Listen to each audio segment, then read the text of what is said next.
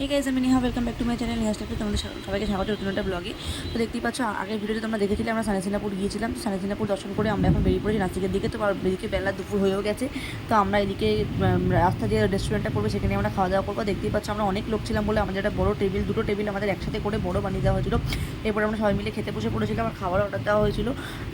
সবথেকে বড় কথা হচ্ছে ওখানে ভাতের খুব একটা ভাত অ্যাভেলেবেল থাকে না। তো যেই দোকানে ভাত ছিল সেখান দেখে আমরা ঢুকেছি। যেহেতু এটা মহারাষ্ট্র, তো এখানে রুটিটাই সবাই বেশি প্রেফার করে। তো তারপর আমাদের সবার লাঞ্চ চলে এসেছে। তো লাঞ্চে ছিল ভাত, ডাল, সবজি, স্যালাড, আর সঙ্গে ছিল তন্দুরি রুটি আর পনিরের তরকারি, পালং পনির।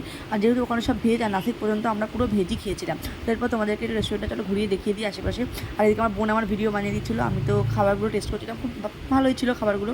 তো এখানে রেস্টুরেন্টটা বেশ বড়ো ছিল, আর সাইড সিনটাও সাইডটা খুব ভালো ছিল, খুব সুন্দর ডেকোরেশন করা। এরপর আমি একটু ঘুমিয়েও পড়েছিলাম গাড়িতে। তারপরে মাঝপথে বিকেলের দিকে গাড়িটা দাঁড়িয়ে ছিল, সবাই চা খেতে গেছিলাম। আমি যেহেতু চা খাই না, ওই জন্য আমি স্ট্রিং খাচ্ছিলাম বসে বসে। তারপর গাড়িতে বসে বসে একটু রিলস বানাচ্ছিলাম। যেহেতু গাড়িতে কেউ ছিল না, সবাই মিলে বসে বসে সবাই চলে গেছিলো বাইরে চা খেতে, বললাম আমি তোমাদেরকে। আর আমি বসে বসে গাড়িতে রিলস বানাচ্ছিলাম। তো এরপর আমাদের গাড়ি আবার স্টার্ট দিয়ে দিচ্ছে, কোথাও দাঁড়ায় না। জায়গাটা এত সুন্দর লাগছিল দেখে, ওই জন্য আমি এই জায়গাটা কিছু ক্লিপ নিয়ে নিলাম। এটা আমি যেহেতু নর্মাল ফোনে শ্যুট করে, ওই জন্য অতটা ভালো করে বোঝা যাচ্ছে না।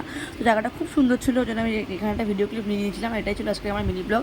দেখা হচ্ছে নেক্সট ব্লগে। আমার ভিডিওটা ভালো লাগে লাইক কমেন্ট শেয়ার সাবস্ক্রাইব করে দেবেন। Thank you for watching, tata. দেখা হচ্ছে নেক্সট ব্লগে।